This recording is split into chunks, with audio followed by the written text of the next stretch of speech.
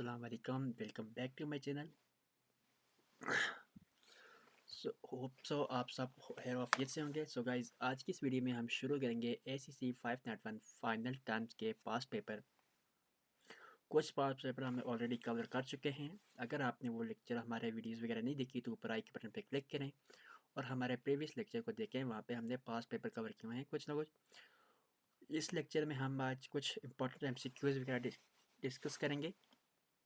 तो चलें शुरू करते हैं आज की वीडियो को, जो हमारा ACC 501 फाइनल टर्म है। First MCQs, the time between sale of inventory and the collection of receivable. ये है हमारा account receivable. Allow a bank to substitute its credit worthiness for a customer for a fee is called. क्या होता है हमारा banker exception होती है। फिर है standard deviation for the investment. Investment A कितना है जी हमारा, जो 25%, इन्वेस्टमेंट बी हमारा 12% है। दिस इंडिकेट दैट, ये क्या इंडिकेट करता है, the investment A is more volatile than investment B. यहाँ पे इन्वेस्टमेंट, सॉरी यहाँ पे आगे बी भी आता है।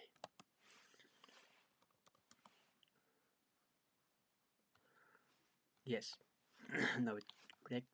ओके, तो find the average. Average find करनी है हमने 22% की, 5%, 6% एंड 8% की। जो हमारे पास आंसर आता है वो है 5.25%।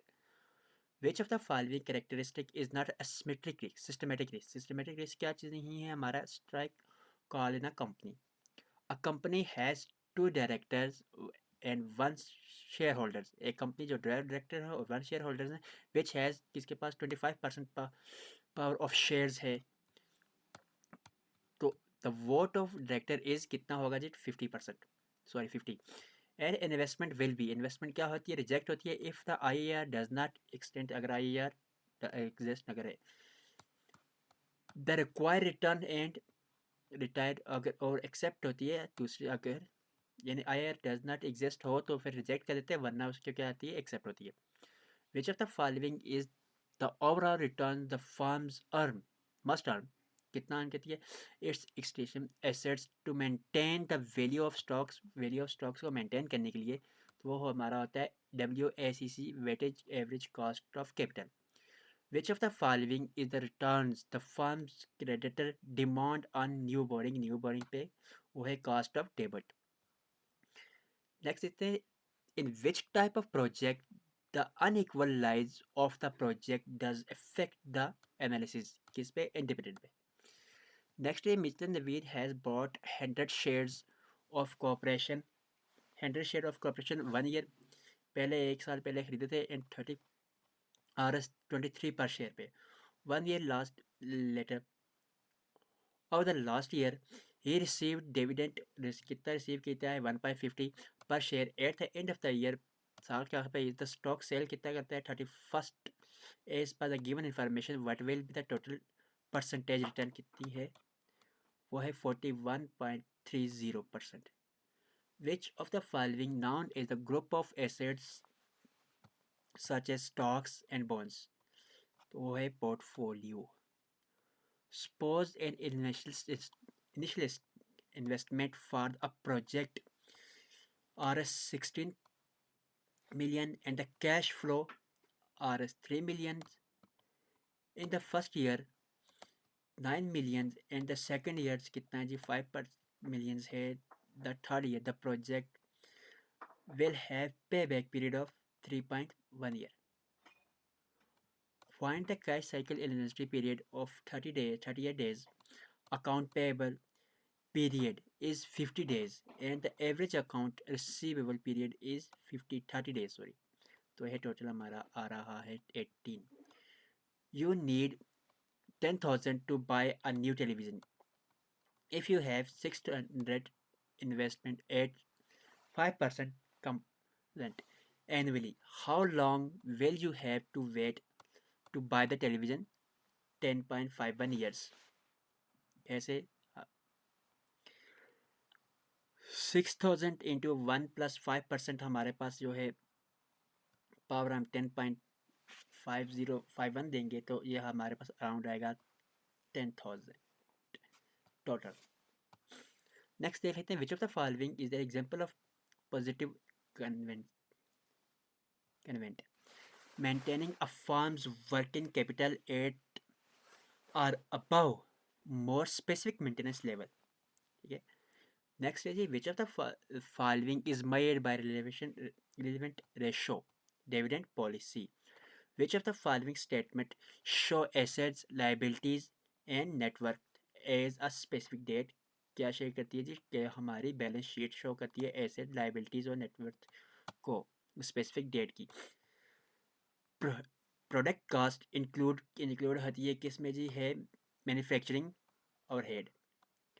नेक्स्ट है जी, an account was open, account जो ओपन किए थे इन्वेस्टमेंट पे के 3,000 इनिशियल इन्वेस्टमेंट 10 ईयर के लिए, 3 साल पहले.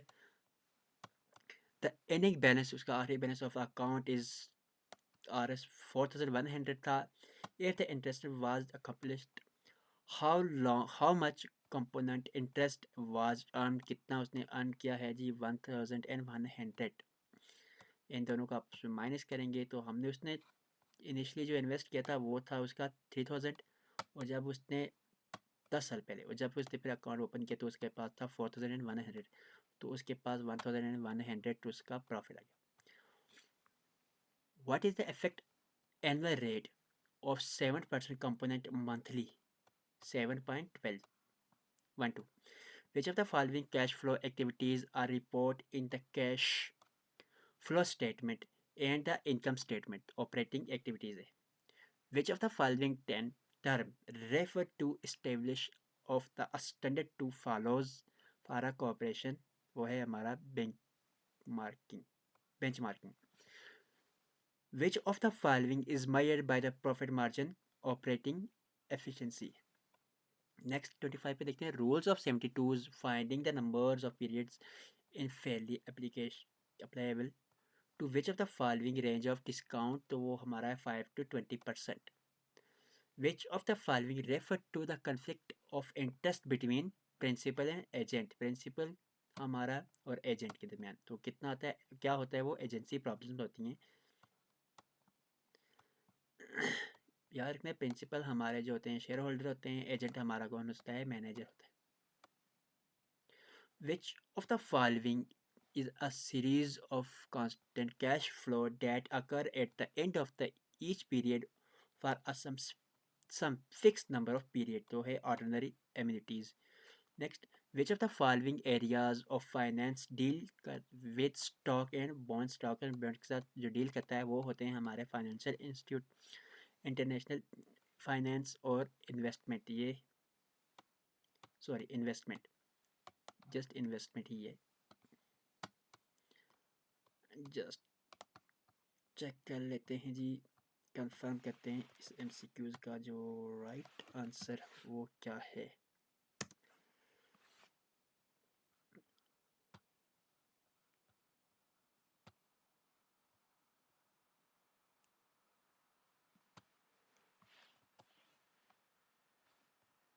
Okay, so right answer is investment ही है इसका राइट आंसर. सो आगे देखते हैं 29 पे, विच of the following is not an external use of financial statement, तो वो है elevating the financial worth of supply. 30, which of the following is the basic area of finance? Yes, यहाँ पे बेसिक एरियाज ऑफ फाइनेंस. तो which of the following is basic areas of finance था, ऊपर था हमारे पास which of the following area of finance deal with stocks and bonds. Sorry, यहाँ पे डील करता है और यहाँ पे इनके बताने के कौन सा है. तो इसमें फाइनेंशियल इंस्टीट्यूट्स हैं, इंटरनेशनल फाइनेंस है और इन्वेस्टमेंट है, ये सारे आते हैं. Next is, if a firm has ROA of 8%, sales of Rs 1 lakh and the total assets of 75,000, what will the profit margin? Profit margin हमारे पास कैसे निकालेंगे, तो हमारे पास पहले आता है नेट इनकम जो कि हमारा ROA is equal to, net income कैसे निकालते हैं, ROA क्रॉस करते हैं, मल्टीप्लाई करते हैं टोटल एसेट के साथ. ROA हमारे पास आ रहा है 8%, टोटल एसेट्स हमारे पास आ रहे हैं जी 75,000, ये है हमारा, विच इज़ इक्वल टू कितना आता है 600. हमने अब प्रॉफिट मार्जिन देखना है तो is equal to net income divided by sales multiply by 100 करना है। तो नेट इनकम हमारे पास 6000 है, डिवाइडेड बाय हम सेल करेंगे तो 1 जो है हमारे पास ये 1 लाख है, मल्टीप्लाई करेंगे 100 से तो आंसर जो हमारे पास आएगा 6%। ओके, तो लास्ट वन है which of the following process of planning and managing a firms long term investment. तो वो क्या होती है हमारा कैपिटल बजटिंग। कैपिटल बजटिंग जो होती है वो हमारा क्या कहते हैं प्लान करता ही है लॉन्ग टर्म इन्वेस्टमेंट को। सो ये थे आज के कुछ एमसीक्यूज। अगर कोई चीज़ समझ ना आई हो तो कमेंट सेक्शन में ज़रूर बताइएगा। वीडियो अच्छी लगी हो लाइक शेयर कमेंट और सब्सक्राइब भी कर दीजिएगा। मिलते हैं नेक्स्ट वीडियो में। अल्लाह हाफिज़।